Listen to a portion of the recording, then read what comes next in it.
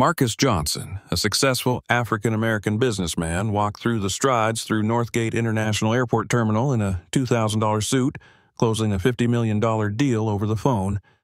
But the TSA didn't see success. They saw skin color. 2 officers stopped him. No reason, no cause. They see a threat based on racial bias, prejudice, and discrimination against black. Within minutes, they had him face down on the floor, then fired 3 bullets at an unarmed man. Panic spread. Travelers screamed. What they didn't know? Marcus isn't just a businessman. He is the CEO that owns the company that manages their federal security systems. 10 minutes later, his call to the Department of Justice triggered a response no one in that terminal will forget. This isn't just a story about racism. It's about what happens when power wears the wrong skin. If you believe black success shouldn't be a threat, hit subscribe. Marcus Johnson was having a perfect Tuesday morning at Northgate International Airport. The sun streamed through the terminal's massive windows as he completed the biggest business deal of his career. His company, Vertex Dynamics, had just secured federal aviation contracts worth $50 million through his phone negotiations with government officials. He walked confidently toward the security checkpoint, his polished shoes clicking on the terminal floor. Other passengers and travelers moved around him in the business airport atmosphere, unaware of the shocking events about to unfold. Marcus was coordinating with his management team about the celebration summit for his employees. "Book the best venue in the city," he told his assistant with a smile. "Every member of our board deserves to celebrate this federal contract win." But across the checkpoint, TSA agent Rick Thompson and airport security officer Danny Walsh were watching him with suspicion driven by racial profiling. Thompson, a large man with prejudiced views and a history of complaints, pointed at Marcus. "Look at that guy," he said to his partner with clear bias. "Expensive suit. Probably thinks he's better than protocol. Something doesn't look right about this African-American businessman." Walsh, younger and nervous about the obvious racial bias, looked confused. "What do you mean? He's just another passenger going through security like any other traveler." "Trust me," Thompson said, stepping away from his post with authority abuse. "I've been working airport security for 15 years. That minority is up to something dangerous."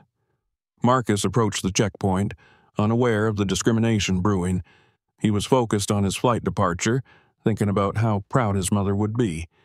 She had worked multiple jobs to fund his education, and now her son was running a company that employed over 2,000 people and held major federal aviation contracts. "Sir, step aside for additional screening," Thompson shouted across the security area, his uniform badge gleaming with false authority. Marcus looked up from his boarding pass, confused by the protocol violation. He pointed to himself, wondering if the security officer was addressing him. When Thompson and Walsh started walking aggressively toward him, Marcus felt his heart rate increase. He had committed no violations, but he knew this racial bias could escalate quickly into a crisis. "Put your hands where I can see them," Thompson yelled, even though Marcus was simply holding his phone and travel documents like any normal traveler. "Officer, I believe there's been a misunderstanding," Marcus said calmly, raising his hands to show he was unarmed. "I'm just trying to catch my flight like any other passenger." "Don't give me that attitude," Thompson screamed, reaching for his weapon with clear abuse of authority. Passengers throughout the terminal stopped and stared in shock. Some pulled out phones to record the developing incident. Marcus remained perfectly still, knowing any sudden movement could be perceived as threatening. "I'm not resisting," Marcus stated clearly. "I'm cooperating with security protocol." But Thompson's prejudice was stronger than his training, his finger moving toward the trigger of his firearm. What happened next would shock the aviation industry and trigger a federal investigation that changed everything forever. 3 deafening gunshots echoed through the busy airport terminal like thunder. Bang, bang, bang. The shooting created immediate chaos as passengers screamed and dove for cover behind check-in counters and into nearby shops. The panic was overwhelming as people feared for their lives. Marcus dropped to the terminal floor, his heart pounding as fear spread throughout the gate area. The bullets missed him by inches, striking the security checkpoint barrier behind him in an unprovoked shooting. Pieces of metal and plastic fell around Marcus like dangerous debris. His business suit was now dirty from the airport floor, but he remained unarmed and unharmed. "Stay down!" Thompson screamed, still pointing his gun at the innocent businessman. His hands shook with adrenaline, sweat running down his face. He couldn't believe he had just fired his weapon at an unarmed passenger in a crowded terminal. This was now a shooting incident. Walsh stood frozen, mouth wide open in shock. "Rick, what did you just do?" he whispered. "That executive wasn't even armed. He's just a traveler." Marcus lay on the ground with his hands spread wide, showing he possessed no weapons or posed no threat. His phone and boarding pass had scattered across the terminal floor when he dove for safety. Around him, passengers were crying and calling emergency services, with cameras recording everything. "I'm unarmed," Marcus shouted clearly for all the witness testimony. "You just shot at an innocent African-American businessman." But Thompson was too consumed by fear and racial bias to think rationally. He grabbed his handcuffs and approached Marcus for wrongful detention. Little did Thompson know, he had just made the biggest mistake of his entire aviation security career and created a viral scandal. 20 minutes later, Marcus sat in an airport security holding cell with handcuffs cutting into his wrists. The metal was cold and tight, but his mind remained crystal clear. He wasn't focused on the humiliation or disrespect. He was planning his response to the civil rights violation and abuse of authority. Airport Security Chief Robert Martinez arrived at the terminal in his official vehicle, emergency lights flashing. He was a tall man with gray hair who had been managing Northgate International Airport security for 10 years. When he saw the crowd of passengers recording with their phones and the media crews arriving, his stomach dropped as he realized this would become a breaking news story. "What happened at this checkpoint?" Chief Martinez demanded, approaching Thompson with concern about the protocol violation. "We detained a suspicious passenger," Thompson said, trying to sound confident about the wrongful detention. "He was acting threatening, so we had to use force according to security protocol." Chief Martinez looked at the bullet holes in the security barrier, then at Marcus sitting calmly in the holding area. Something felt very wrong about this entire incident, and he knew there would be serious consequences. That's when Detective Sarah Chen, the smartest investigator in the airport security division, ran up to the chief with her tablet computer. Her face was pale as she reviewed the passenger manifest and background check results that would shock everyone. "Chief Martinez," she said quietly, "we have a massive problem. A really massive problem that could lead to federal oversight." "What kind of problem?" the chief asked, fearing the worst about this shooting incident. Chen showed him her screen displaying Marcus Johnson's profile. CEO of Vertex Dynamics, net worth of $200 million, major federal aviation contractor, and personal friend of senators and Department of Justice leadership. This was a powerful executive with serious corporate power. Chief Martinez felt like someone had struck him. His knees went weak, and he had to lean against the security desk for support as he realized the magnitude of this crisis. "Do you realize who we just arrested?" he whispered, understanding the shocking nature of their mistake. Chen nodded gravely. "Marcus Johnson. He owns the company that built half the airport terminals in this region. His firm employs over 2,000 people and holds $50 million in federal aviation contracts." The chief looked over at Thompson, who was still boasting to other security officers about making a good detention. Thompson had no idea he had just destroyed his career and potentially caused the federal suspension of the entire airport's certification. "And there's more," Chen continued with shocking news. "The airport's security cameras recorded everything. The shooting, the wrongful detention, all the evidence we need for a federal investigation." Chief Martinez closed his eyes and took a deep breath, knowing this would become a scandal. He knew that within hours this footage would be viral across social media and seen by millions of people worldwide, triggering government response. Inside the airport security office, Marcus sat in a small gray room with no windows. The handcuffs were removed, but red marks on his wrists showed evidence of the wrongful detention. A nervous security supervisor had brought him water and kept apologizing repeatedly, understanding the system failure. Marcus wasn't focused on anger. He was planning strategy with the voice of someone who knew how to fight back. He knew exactly what he would do, and it would be bigger than Thompson could ever imagine. This would be true empowerment. May I make my phone call now? Marcus asked calmly, ready to stand up for his rights. The supervisor nodded quickly and provided him access to a phone. Marcus dialed a number he knew from memory, preparing to seek justice. Law offices of Stevens, Wright and Associates, a professional voice answered. This is Marcus Johnson. I need Rebecca Stevens immediately, Marcus said with dignity. Rebecca Stevens was the most successful civil rights attorney in the country. She had won cases against corrupt law enforcement and security agencies in 12 different states, fighting systemic racism. When she heard Marcus's voice, she knew something serious had occurred. Marcus, what's wrong? Rebecca asked with concern. I need you to meet me at Northgate International Airport right now, Marcus said quietly, and contact your federal connections. We're going to need the FBI and Department of Justice for this civil rights violation. While Marcus made his call across town at City Hall, Mayor Patricia Williams was receiving the worst news of her political career. Her assistant burst into her office with a laptop showing breaking news. Mayor Williams, you need to see this viral video, the assistant said, breathing heavily. It's already been shared 50,000 times in the last hour and is trending on social media.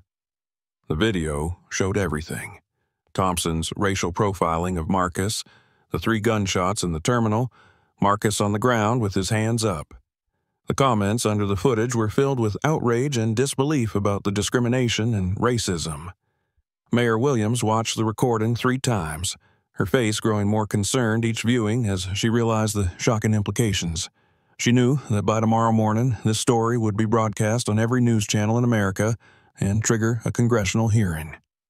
Rebecca Stevens arrived at the airport like a force of nature in her business suit. She was a short woman with curly red hair and eyes that could cut through corruption. Behind her walked 3 other attorneys, each carrying briefcases and looking ready for a federal case that would demand accountability. "Where is my client?" Rebecca demanded at the security desk, her authority clear. The desk officer looked terrified. "He's in holding room 3, ma'am, but the chief wants to speak with you first." "Tell the chief he can speak with me after I see Marcus," Rebecca said firmly, showing her legal counsel badge. When she entered the small room, Marcus was sitting calmly at a metal table. Despite everything that had happened, he appeared completely in control, a true survivor of this incident. "Rebecca, thank you for coming so quickly," Marcus said, standing to shake her hand with respect. Rebecca examined the red marks on his wrists and took photos with her phone for evidence. "Marcus, tell me exactly what happened. Don't leave out any details about this civil rights violation and racial bias incident." As Marcus recounted his story, Rebecca took notes on her laptop. Her assistants recorded everything on their phones for the federal investigation. They knew this case would be huge and viral, potentially leading to system accountability. "Do we have video footage?" Rebecca asked. Marcus nodded. "The airport's security cameras caught everything. 3 different angles, high definition, perfect audio recording that will serve as witness testimony." Rebecca smiled for the first time since arriving. "Excellent. Very excellent evidence." Meanwhile, in Chief Martinez's office, the phone wouldn't stop ringing. Reporters from CNN, Fox News, and ABC were all demanding interviews about the terminal shooting. The chief's supervisor, Federal Aviation Administration, FAA, Inspector James Foster, was driving to the airport as fast as possible for an emergency audit. Thompson was sitting in another room, finally understanding how much trouble he was in. His union lawyer had just told him that this case could end his career and potentially result in federal charges due to the shocking nature of his actions. But Thompson had no idea that Marcus was planning something much bigger than just sending him to federal prison. By 6 o'clock that evening, the story had gone completely viral. The video of Thompson shooting at Marcus in the airport terminal had been viewed over 5 million times, becoming trending news. News trucks surrounded Northgate International Airport like a media siege. Anderson Cooper from CNN stood outside the terminal with his microphone for a broadcast. "This is a breaking news story that has shocked the aviation industry," he said to the camera. "A successful businessman and CEO was shot at by airport security for no apparent reason other than racial bias." On Fox News, the hosts were debating whether this was just one bad security officer or a bigger problem with TSA training and airport protocol.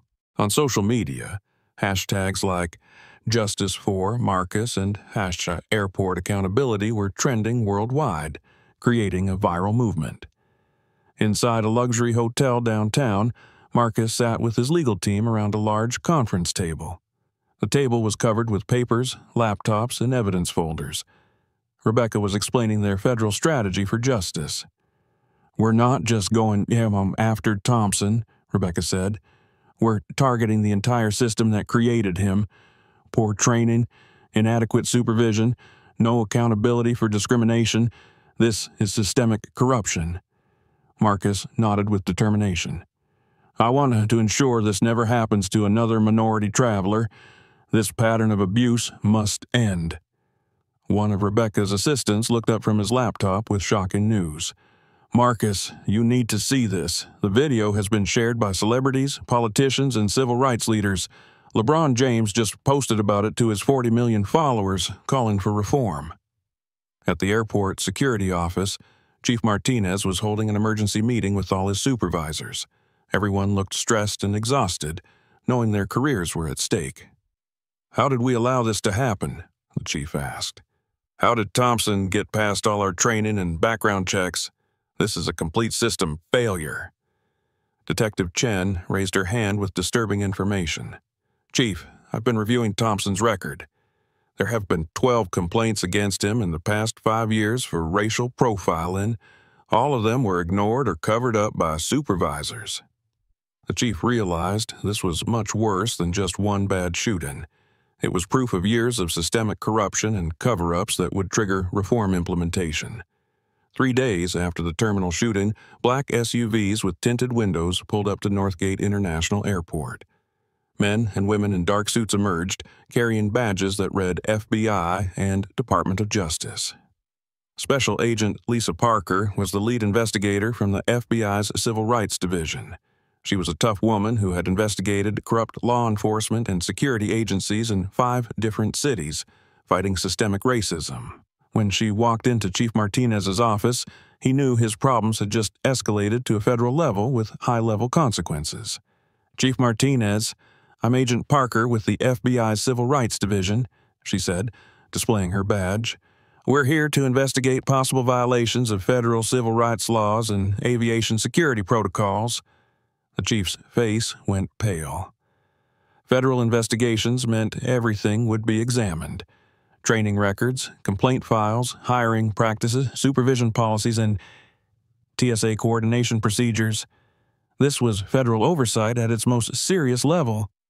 "Agent Parker, I wanted to cooperate fully," the chief said nervously. "This was just one security officer making a bad decision." Agent Parker opened her briefcase and pulled out a thick folder with shocking evidence. "We've already found evidence suggesting this is much bigger than one officer.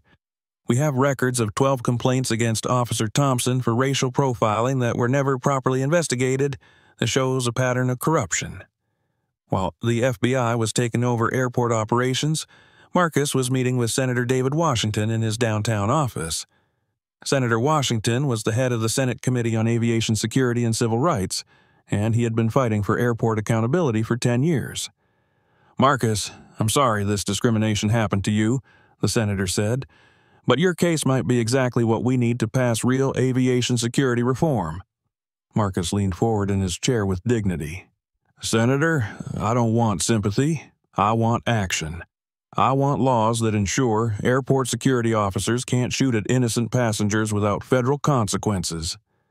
"That's exactly what I'm talking about," Senator Washington said with excitement. "Will you testify before Congress about what happened?" "Absolutely," Marcus replied without hesitation, ready to use his voice for justice. Back at the airport, Agent Parker was interviewing other security officers who had worked with Thompson. One young officer, Maria Gonzalez, was crying as she told her story. She was becoming a whistleblower. "Thompson always talked about certain passengers being troublemakers," Officer Gonzalez said. "He said we needed to be extra tough with minorities to keep them in line at checkpoints." "Who did he consider troublemakers?" Agent Parker asked, documenting the systemic bias. Officer Gonzalez looked down at her hands. "Mostly African-American men, especially if they were dressed professionally or appeared wealthy. He said they were probably criminals pretending to be successful businessmen. Agent Parker wrote everything down in her notebook. This was exactly the kind of evidence she needed to prove systematic discrimination and racial bias in airport security, a clear culture of racism. Meanwhile, Thompson was sitting in his house watching the news coverage of his case. His wife had left him, taking their 2 children. His neighbors wouldn't speak to him. Even his own mother had called to say she was ashamed of his actions. His union lawyer had just informed him that the FBI wanted to interview him about his entire career, not just the terminal shooting incident. Thompson realized that his 20-year career of getting away with discriminatory behavior was finally catching up to him, and there was nowhere left to hide from federal accountability. 2 weeks later, Marcus sat at a long table in front of the United States Congress. Cameras from every major news network were pointed at him. Behind him, the gallery was packed with civil rights leaders, family members, and supporters witnessing this historic testimony. Senator Washington banged his gavel to start the hearing. "Mr. Johnson, please tell this committee what happened on the morning of March 15th at Northgate International Airport." Marcus leaned into the microphone, his voice clear and strong. "Senator, I was traveling for business when 2 airport security officers decided I was a threat. Not because of anything I did, but because of racial bias and prejudice against African American travelers." The room was completely silent as Marcus told his story. Some of the senators looked angry, others appeared sad, but all of them were listening carefully to his testimony about discrimination. "The security officers didn't ask for my identification," Marcus continued. "They didn't ask about my travel purpose. They saw a black executive in a business suit and decided I must be dangerous. This was profile-based targeting." Senator Maria Rodriguez from California asked the next question. "Mr. Johnson, what would you like to see change in airport security protocols?" Marcus took a deep breath, preparing to deliver his powerful moment. "Senator, I want body cameras on every airport security officer. I want independent federal investigations of every shooting incident. And I want officers who violate civil rights to face federal charges, just like everyone else." In the back of the room, Thompson's lawyer was taking notes. His client was watching the hearing from his house, knowing that his life was falling apart on national television and going viral across social media. Agent Parker was also in the audience, sitting next to Rebecca Stevens. They had just finished building their federal case against Thompson and were ready to present it to a grand jury. But the biggest surprise was still coming. Marcus had one more announcement that would shock everyone in that congressional hearing room. As the congressional hearing continued, Marcus reached into his briefcase and pulled out a folder marked "Confidential." The cameras zoomed in as he opened it carefully, creating suspense that would soon deliver a shocking revelation. "Senators and representatives," Marcus said, his voice getting stronger, "I have one more thing to share with you today." Senator Washington looked surprised. "Mr. Johnson, this wasn't on our hearing schedule." Marcus smiled for the first time since the testimony began. "Sir, I'm announcing the creation of the Aviation Civil Rights Foundation. My company, Vertex Dynamics, is donating $50 million to fight discrimination and corruption in airport security across America." Gasps echoed through the room. Reporters started typing furiously on their laptops. Even the senators looked stunned by the massive financial commitment that would bring reform implementation. "This foundation will provide free legal counsel for victims of airport discrimination and racial profiling," Marcus continued. "We will also fund body cameras for security departments that can't afford them, and we will train officers in proper civil rights procedures and bias prevention." Senator Rodriguez leaned forward. "Mr. Johnson, that's an incredible commitment to justice. What inspired you to take this action?" Marcus looked directly into the cameras, knowing his words would go viral. "Ma'am, what happened to me at that terminal happens to hundreds of minority travelers every year. Most of them don't have money for good attorneys. Most of them don't get accountability. That ends now." Behind him in the gallery, Rebecca Stevens was smiling proudly. She had helped Marcus plan this announcement, knowing it would have maximum impact during the congressional hearing and create massive media coverage. At the same time, in a federal courthouse across town, a grand jury was reviewing Agent Parker's evidence against Thompson. The evidence was overwhelming. Videos of the terminal shooting, records of past discrimination complaints, testimony from other officers, and proof that supervisors had covered up Thompson's racial bias for years. The grand jury foreman, an elderly African-American man named Robert Hayes, looked at his fellow jurors. "Ladies and gentlemen, have you reached a decision on the federal charges?" "Yes, we have," replied the jury spokesperson. Back at the congressional hearing, Marcus was finishing his powerful testimony.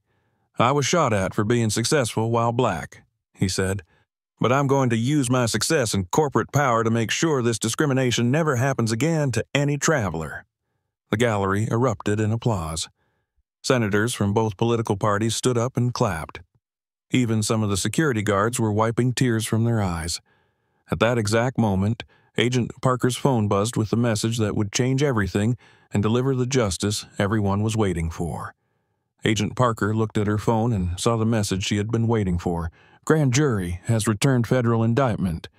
Thompson charged with civil rights violations, assault with a deadly weapon, filing false reports, and conspiracy to cover up discrimination." She stood up in the middle of the congressional hearing and whispered to Rebecca Stevens, "We got him on all federal charges." Rebecca's eyes lit up with joy. After years of fighting corrupt security officers and airport discrimination, she was finally seeing real federal justice and accountability. The next morning, Thompson woke up to FBI agents knocking on his door. Agent Parker stood on his front porch with a federal arrest warrant and backup officers. "Rick Thompson, you are under arrest for violating the federal civil rights of Marcus Johnson," Agent Parker said, reading from the warrant. Thompson's neighbors watched from their windows as he was led away in handcuffs. The same handcuffs he had used on so many innocent travelers over the years, now going viral on social media. At the federal courthouse, Judge Patricia Williams set Thompson's bail at $1 million. His security union refused to pay it, saying they couldn't support an officer who had brought shame to airport law enforcement and aviation security. Thompson spent his first night in a federal holding cell, the same type of detention facility where he had put many innocent passengers. The irony was not lost on him. This was true karma. Meanwhile, Chief Martinez was forced to resign in disgrace. The FBI investigation had found evidence of systematic corruption and racial bias throughout the airport security department. 5 other officers were also arrested for covering up discrimination complaints and falsifying reports. The new airport security chief, Maria Santos, was a reform-minded leader who had cleaned up security departments in 3 other airports. Her first official act was to fire 12 officers who had records of excessive force and discrimination complaints. "We are going to rebuild this department from the ground up," Chief Santos announced at a press conference. "Every officer will be retrained in civil rights, bias prevention, and de-escalation techniques." Marcus watched the press conference from his corporate office, feeling satisfied but not celebrating. Federal justice was important, but he knew the real work was just beginning.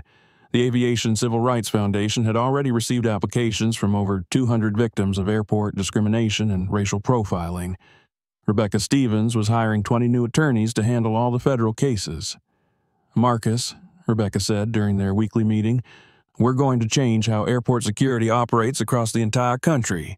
But Thompson had one last desperate plan to avoid federal prison, and it involved blaming everyone except himself for his discriminatory actions. 6 months later, Thompson was sentenced to 8 years in federal prison. He had tried to blame his training, his supervisors, TSA protocols, and even Marcus himself, but the jury didn't believe his excuses about racial bias. Marcus stood outside the federal courthouse as Thompson was led away to begin his sentence. He felt no joy in seeing Thompson go to prison, only relief that federal justice had been served and accountability achieved. The Aviation Civil Rights Foundation had grown into a powerful force for civil rights and airport reform. They had won discrimination cases in 15 states and helped pass new federal laws requiring better security training and bias prevention. Marcus had transformed his terrible experience of racial profiling into something positive that helped thousands of travelers. He proved that sometimes the best revenge is using your corporate power and wealth to make the world better.